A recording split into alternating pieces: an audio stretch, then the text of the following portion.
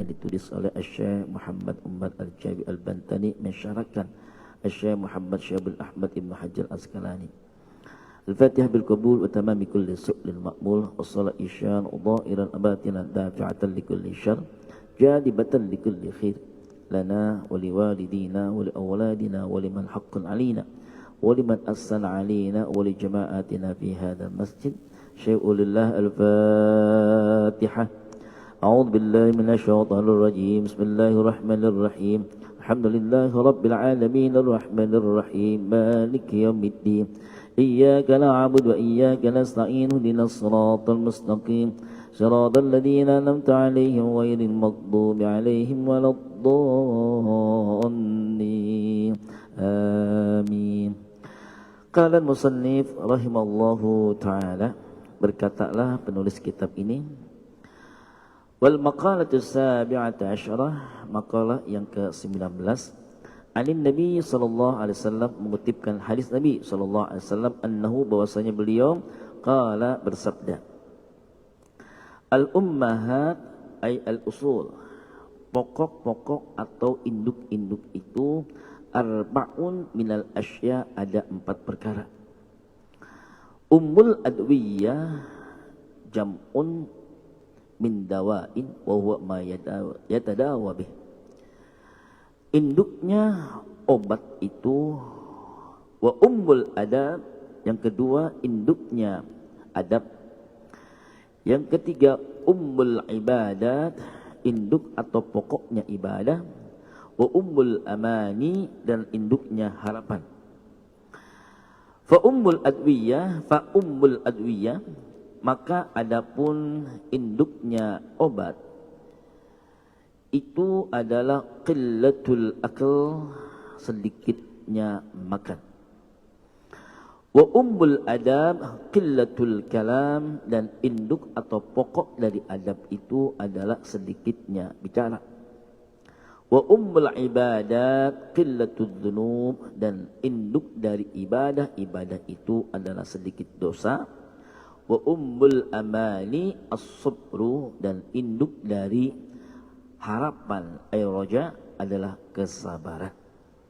Kata Imam rahmatullah subhanahu wa ta'ala, pagi ini kita akan mencoba melihat kalam Nabi, sabda Rasulullah Muhammad sallallahu alaihi wasallam, berarti menasihati kita agar kita ingat ada pokok-pokok penting dalam kehidupan kita, dirangkai dalam kalimat yang sangat sederhana namun menghujam kuat, bahwa dalam perkara hidup kita ini ada 4 pokok. Yang pertama, pokok dari obat. Ya. Tak mungkin kita seakan ingin disampaikan oleh beliau terus-terusan dirundung sakit. Ya. Kita enggak mungkin ya, hidupnya selalu ya, setiap waktunya diliputi oleh penyakit. Ya. Kalau ada pokok yang kita menjadi dasar agar kita bisa tidak terjangkiti sakit itu, yaitu sedikit makan. Penyebab kita dihantam terus oleh sakit karena pola makan kita yang salah. Ya. Kita terlalu bernafsu dalam mengkonsumsi ya, untuk masuk sebagai asupan fisik kita. Fisik ini betul butuh yang namanya asupan makan dan minum. Tapi kalau Al-Quran saja sampai harus berbicara di beberapa ayatnya tentang pola makan, berarti memang kita harus perhatian tentang makan. Kulu washrabu, itu perintah, al-aslu fil amr. Ya. Wala tusrifu. Kulu washrabu halalan tayyiban. Kulu washrabu hani'an mari'a. Ini perintah Allah Azza wa Jalla. Berarti ada hal yang harus kita perhatikan tentang cara makan kita, tentang kualitas makan kita, tentang pola makan kita. Kalau tidak perhatian dengan cara makan kita, keadaan makan kita, siap-siaplah kita diserang penyakit.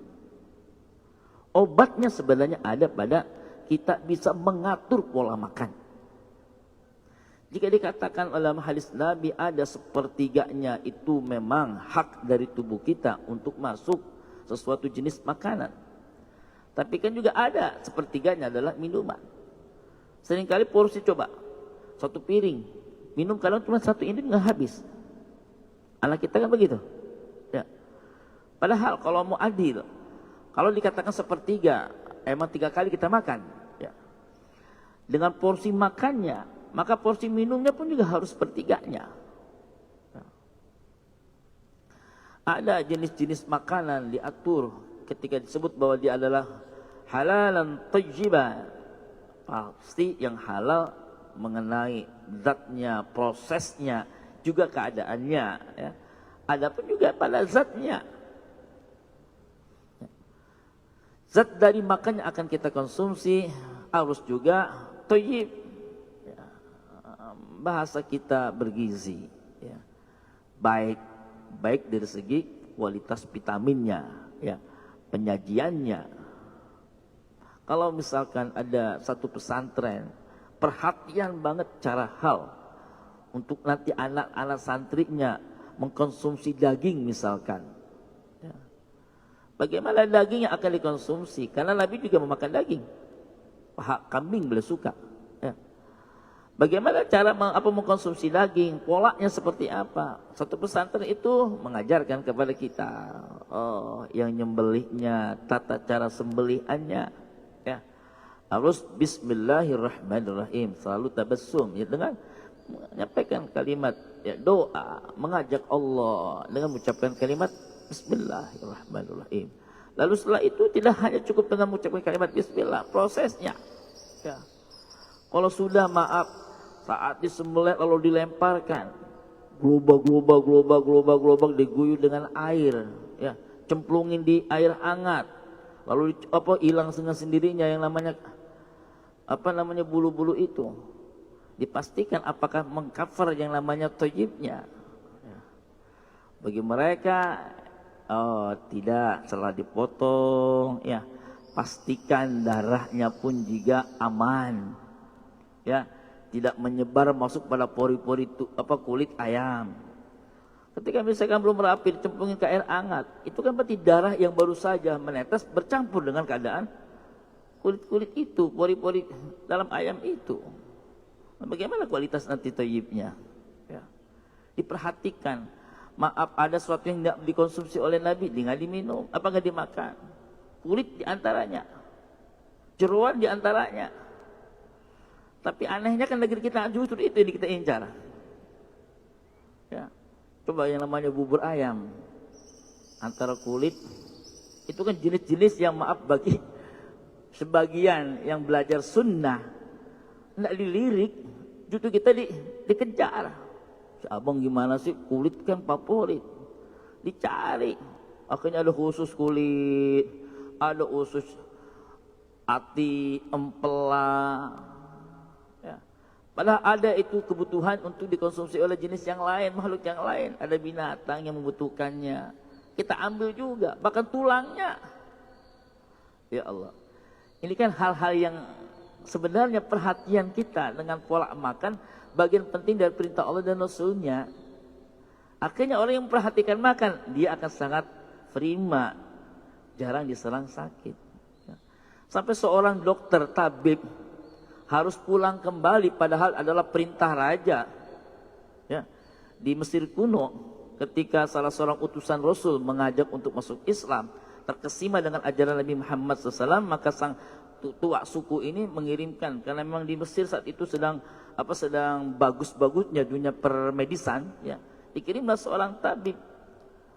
Ya, tugasmu adalah menjaga, mengontrol kesehatan Nabi Muhammad SAW. Itu perintah ketua suku. Ya.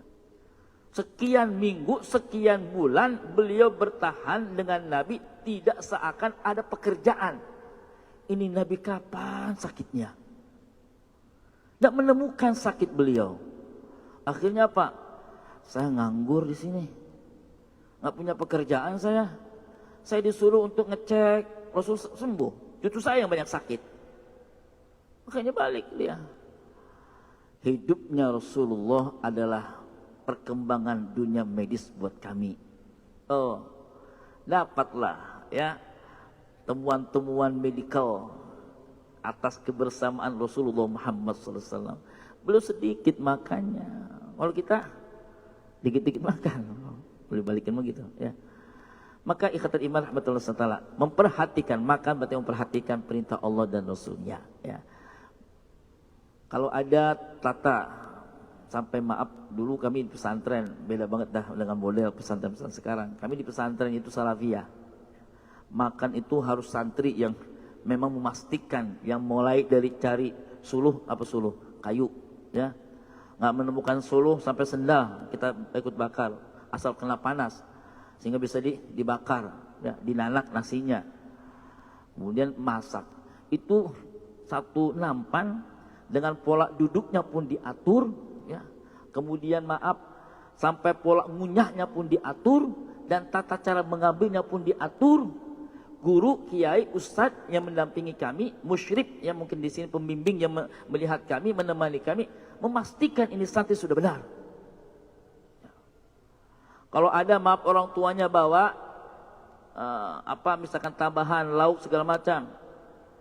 Kalau misalkan saudara kita dari teman-teman jamaah tabligh ingin memastikan apakah makanan ini halal atau tidak, mereka punya cara kan? Misalkan saya pernah diajak ikut ya di dunia khuruj mereka. Ustaz, kira-kira ini konsumsi yang akan kita makan ini halal atau tidak? Kami punya caranya Ustaz. Ya. Beliau minta, Ustaz, yuk kita doa bareng ya. Karena buat kami bahwa sesuatu yang halal, yang thayyib, Allah letakkan segala haknya.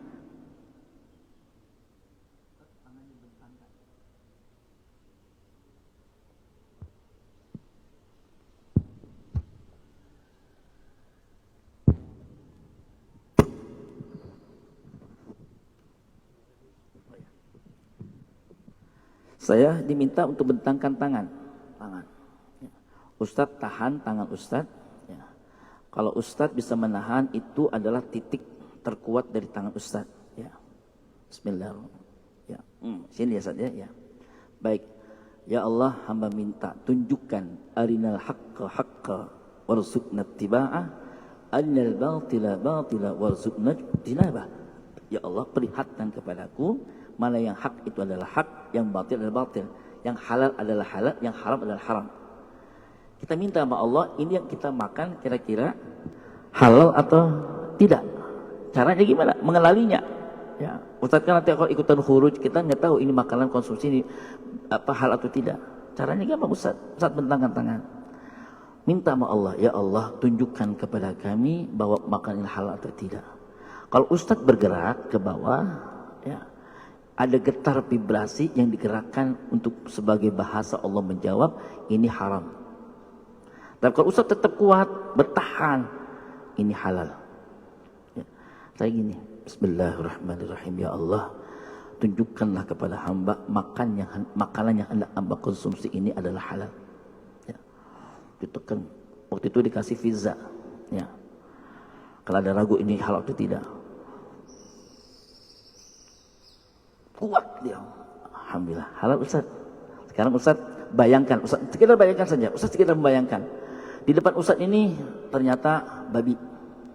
Babi Ustaz. Babi. Letakkan. Ustaz doa. Ya Allah, tunjukkan kepada hamba makanan halal atau apa haram. Dengan sendirinya, tangan saya ketika begini, terak turun. Terak turun. Gelombang yang ada dalam tangan kita memvibrasi. Dengan sirnya ini haram. Diajarkan sampai ke sana. Ya. Jadi kita ingin agar jangan sampai ya yang masuk ke dalam tubuh kita ini nggak bersih, nggak halal. Karena akan berpengaruh dengan aktivitas kita berikutnya. Ya. Kita akan pakai buat ibadah, kita akan pakai buat aktivitas keduniawian sekaligus. Ya. Untuk yang halal, aktivitas ibadah kita akan sangat amat mudah. Kayak ada yang menggerakkan, bahkan memantik semangat yang berlebih dari yang halal. Tapi kalau dari sesuatu yang haram, syubhat, makruhat, berat diajak ibadah. Maaf punten, silakan mereka yang masih asik dengan korupsi, masih asik dengan sesuatu yang haram, diajak ibadah, berat mereka. Boleh jadi iya ibadah, tapi pertahanannya nggak kuat. Selonjoran, pamit, tidur, kabur, nggak bisa ajak itu, nggak memaku, nggak istiqomah. Nah, agar akhirnya ibadah kita bisa istiqamah dan menikmati, maka perhatikan yang kita konsumsi. Insya Allah. Pertama, yang kedua, ummul adab. Ya. Induk atau pokoknya adab itu adalah qillatul kalam, sedikit bicara. Jangan banyak ngomong, jangan banyak ngebombas, tapi sepi dari amal. Omdo, ya, omong doang. Bisanya juga nggak nyaman kalau kita didengar. Ustadz itu mah cuma bisa retorik doang, hanya bisa beretorika, tapi tidak hebat dalam amaliyahnya. Bicara tentang tahajud, tidur dia, bangun ketika azan subuh berkumandang. Bicara tentang Al-Quran, lebih lama dengan handphone ketimbang Quran. Bicara tentang duha, aktivitas lebih asik dengan dunia. Akhirnya apa? Enggak lembus, ucapannya kosong, ya. Dan Nabi Muhammad SAW memperhatikan tentang bicara itu, ya. Orang rusak oleh karena banyak bicara, ya. Makanya disangkutkan oleh Nabi kita Muhammad SAW, "Man kana yu'minu billahi wal yawmil akhir falyaqul khairan aw liyasmut." Siapa yang beriman kepada Allah dan hari akhir, hendaklah dia berbicara dengan bicara yang baik atau tidak diam. Ini dari Nabi Muhammad SAW ingin menyampaikan pesannya kepada kita.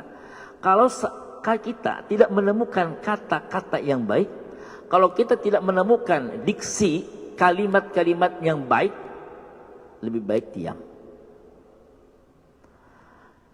Pengen kayaknya dikedesak, konten ini harus keluar, status ini harus diangkat, tapi nggak menemukan kata yang baik, tidak mengandung ibadah, tidak mengandung dakwah, tidak ada sumber Quran sunnahnya, hanya sia-sia saja, la'ibun walahun, lebih baik pilih diam. Jangan lupa, setiap gerak bibir kita, setiap untayan tulisan kita, kelak nanti akan bersaksi di hadapan Allah Subhanahu wa Ta'ala. Ya. Retoris terbaik itu bukan banyak bicara, tapi sedikit bicara tapi menghunjam. Ya. Dia bisa memeras sebuah kata. Ya. Makanya para sastrawan, para puitis itu tidak mengumbar kata. Dia bisa memainkan kata. Tidak ke kanan, ke kiri, berkelak-kelak segala macam, mutar. Intinya apa? Ya. Wa man ahsanu qawlan mimman da'a ila Allah wa 'amila salihan wa qala innani minal muslimin. Jika kita seorang muslim, perhatikan cara pembicaraan kita. Dan sebaik-baik pembicara adalah ajakan dakwah. Maka benarlah kata Murabbi almarhum Allah yarham Kiai Muhammad Arif Ilham, bicaranya dakwah, diam-diam dia berdoa, matanya rahmat, ya, nafasnya tasbih, tangannya sedekah, kakinya jihad, bicaranya dakwah. Jadi kalaupun harus berbicara, dia mengajak Allah, mengajak Rasulullah di setiap pembicaraannya. Kenapa para sahabat, utamanya ketika khalifah kedua Umar ibn al-Khattab didapuk sebagai seorang khalifah, acap kali dalam setiap mengambil keputusan, kebijakan, ketika berbicara ketemu dengan sesiapapun, ittaqullah, kalimat yang selalu diungkapkan, ittaqullah, ittaqullah. Ya. Dua orang mengadu kepada beliau, kami tuntut hak kami, wahai khalifah. Ayah kami telah dibunuh oleh seorang anak muda. Tolong tegakkan qisas. Ittaqullah. Ya. Langsung meminta agar khalifah menegakkan qisas. Kalau dibunuh, ya dibunuh lagi. Ittaqullah. Diam dia, ya Allah, ini ada apa? Datang kemudian, mana saksinya? Tidak ada. Justru yang ada cuma pelakunya. Diseret pelakunya ini. Masih muda. Tapi batin Umar melihat ini anak muda, orang yang baik. Wajahnya wajah soleh gitu. Hai anak muda, kenapa engkau bunuh ayah mereka berdua? Bagaimana tidak aku bunuh? Aku juga manusia, aku juga punya hati. Onta atau kuda tungganganku, saat aku tinggalkan sebentar saja, ya, aku tambatkan di satu tempat, ya, ternyata sudah tidak bernyawa. Aku harus mengemban begitu banyak amanah dari wargaku yang belum aku tunaikan, sementara ketunggangan kendaraanku ini sudah dibunuh oleh dia. Ya. Ditebas itu kuda ketika dia baru saja tinggalkan, keadaan tidak bernyawa. Marah siapa? Hanya satu orang. Ambil anak muda, ditebas, dibunuh lagi itu orang tua. Ya. Tapi kan itu ada alasan ayah saya menebas ini karena merusak. Ya. Wah. Bingung kan? Diam-diamnya dia berdoa, ya Allah, kasih petunjuk agar hamba bisa menyelesaikan ini urusan. Tidak mengumbar langsung ke medsos, angkat status, belum jelas perkaranya, langsung aja prematur dia sampaikan. Kan kita kadang ini mulutnya lemes. Nih, ya, di sebuah rumah berbintang, ya, jenderal berbintang, kejadian kasus terjadi, ramai suara.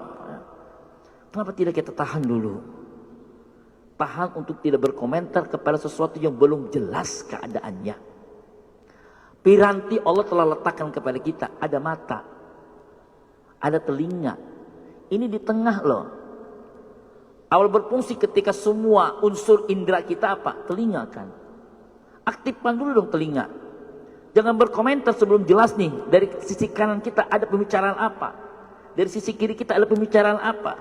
Artinya orang-orang dekat kita sudah menyampaikan nggak pendapatnya, orang-orang kiri kita sudah menyampaikan nggak pendapatnya. Jangan langsung komentar, tahan dulu. Innallaha alimun bidatis sudur, innallaha sami'un alim. Ini adalah bahasa ilustrasi kuat dari Al-Quran. Allah tuh maha mendengar, Allah maha melihat. Kenapa Allah gunakan sami baru basir? Kenapa Allah tidak menggunakan innallaha basirun sami'? Ya. Tapi Allah menggunakan innallaha sami'un alim, innallaha sami'un basir. Sami dulu. Artinya apa? Kuatin dulu pendengaran kita. Kuatin dulu nih telinga kita.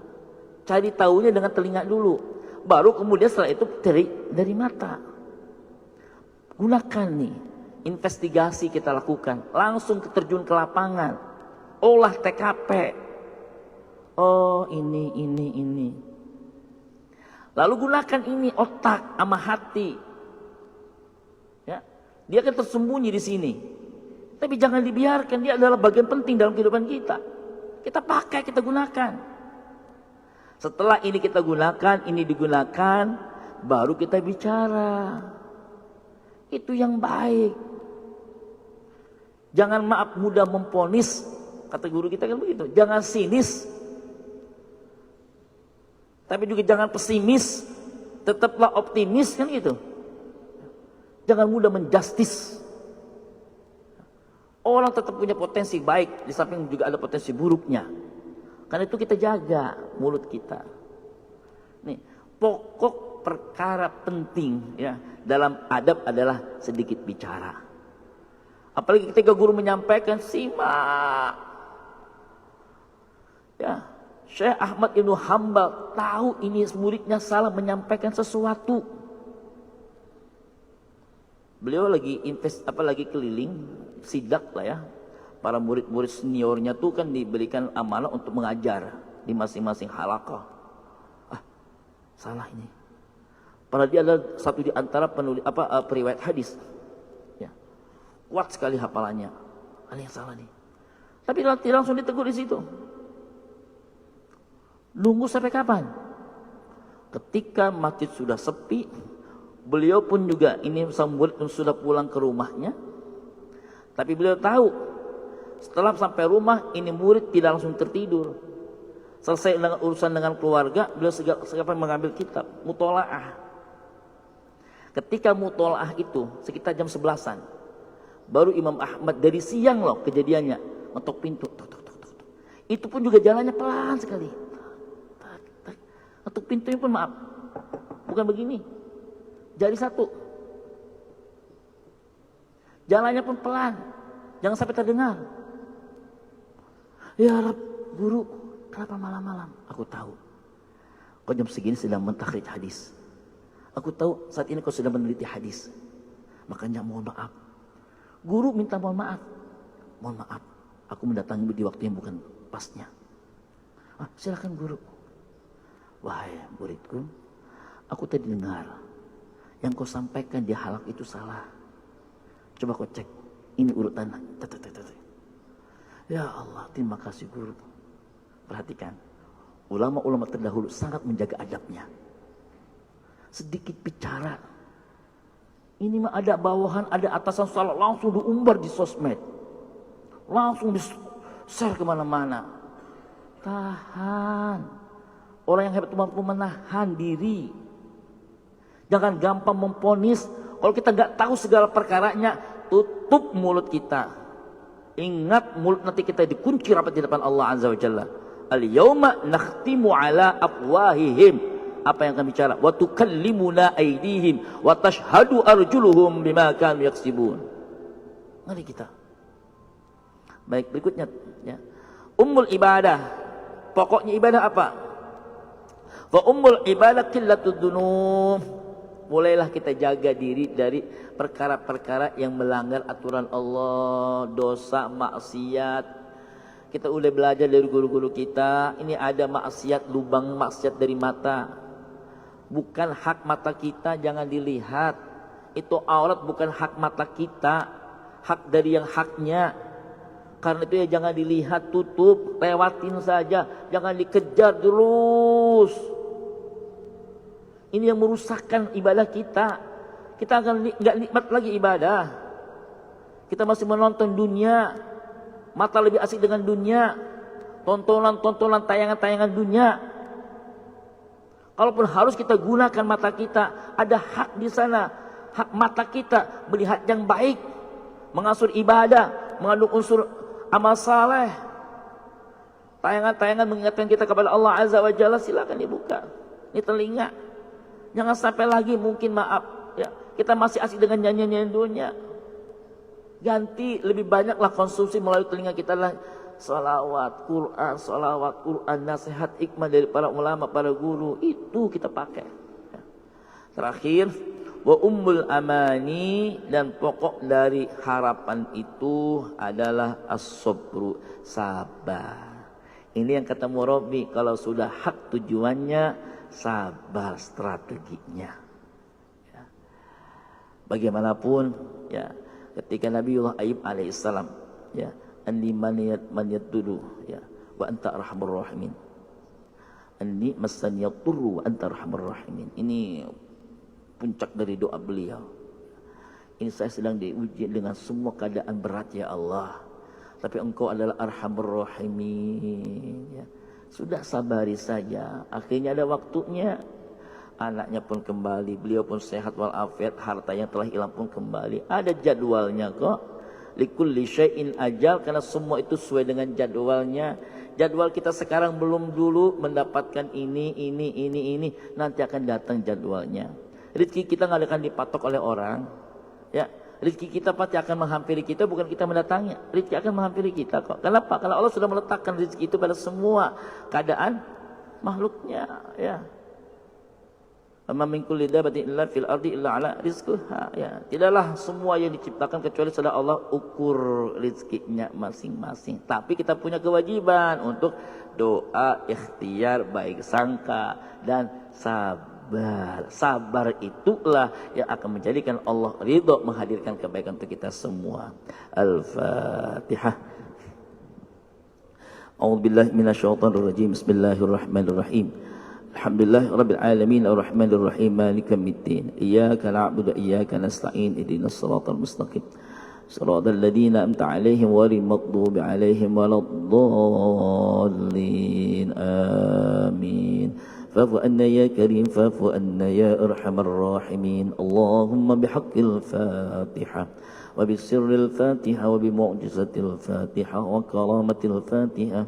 يا فارج الهم يا كاشف الغم يا من لعبده يغفر ويرحم اللهم اغفر لأمة سيدنا محمد اللهم ارحم أمة سيدنا محمد اللهم استر أمة سيدنا محمد اللهم اجبر أمة سيدنا محمد اللهم اصلح أمة سيدنا محمد اللهم اكرم واحفظ وسلم وارزق وبارك على أمة سيدنا محمد اغفر لنا يا الله مغفرة عامة يا رب العالمين يا رب كل شيء لا تسألنا عن كل شيء ولا تحاسبنا كل شيء وأعطنا كل شيء اللهم يسر لنا به أمورنا وعظم به أجورنا وحسن به أخلاقنا وعصم به مقاصدنا واقض جميع حاجاتنا إنك أنت السميع الدعاء وإنك أنت السميع العليم وتب علينا إنك أنت التواب الرحيم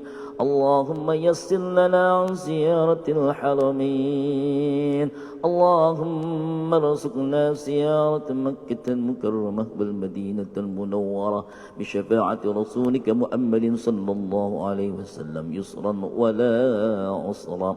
Ya Allah, ya Rabbana, perkenankan semua kami bertaubat sebelum kami wafat. Kami dapat rahmat-Mu detik-detik kematian kami. Kami dapat ampunan-Mu setelah kami wafat. Ringankan semua kami menghadapi goncangan syakaratil maut. Wafatkan kami semua husnul khatimah. Perkenankan ya Allah di akhir hayat kami semua, saat kami tinggalkan dunia ini ya Allah, kalimat terakhir yang kami ucap kalimat tauhid, dan kami mohon wafatkan semua kami dengan kalimat La ilaha illallah La ilaha illallah La ilaha illallah. Ya Allah, uktub asma'ana mi husnil khatimah. Ya Allah, ya Rabbana, perkenankan Kau takdirkan hari ini lebih baik dari hari-hari yang lalu, esok lusa dan seterusnya sampai kami wafat lebih baik dari hari ini. Lebih kuat akidah kami, lebih ikhlas kami dalam beramal, lebih khusyuk dalam solat kami, tekun ibadah kami ya Allah, istiqamah semua amal kebajikan kami, santun dan mulia akhlak kami, sakinah mawaddah warahmah rumah tangga kami, berkah sisa usia kami, mudah semua urusan kami, penuhi semua hajat kami, lunasi hutang piutang kami ya Allah, sehat walafiat lahir dan batin kami, berkah negeri kami tercinta, berkah umat Nabi Muhammad sallallahu alaihi wasallam, bahagia semua kami ya Allah dunia dan akhirat. Rabbana atina fid dunya hasanah fil akhirati hasanah wa qina adzabannar. Catat semua nama kami ya Allah, para tetamu-Mu di tanah haram. Mudahkan semua kami menjejakkan kaki di tanah haram-Mu ya Allah, tawaf mengelilingi Ka'bah-Mu ya Allah, menaiki bukit Safa dan Marwah ya Allah, salat 2 rakaat di raudhah Nabi-Mu, mengunjungi beruluk salam di depan makam Nabi-Mu ya Allah. Anugerahi kenikmatan indah semua kami menjadi tetamu-Mu di tanah haram. Rabbana fadli subhana rabbika rabbil izzati amma yasifun, da'wahum fiha subhanakallahumma wa tahiyyatuhum fiha salam wa akhiru da'wahum anil hamdulillahi rabbil alamin. Allahumma arhamna bil Qur'an waj'alhu lana imama wa nura ورحمة. اللهم ذكرنا منه ما نسينا وعلمنا منه ما جهلنا وارزقنا تلاوته آناء الليل وأطراف النهار واجعله لنا حجة يا رب العالمين. Walhamdulillahi rabbil alamin. Mohon maaf lahir dan batin. Wallahul muwafiq ila aqwamit thariq. Subhanakallahumma wa bihamdika asyhadu an la ilaha illa anta astaghfiruka wa atubu ilaik. Assalamualaikum warahmatullahi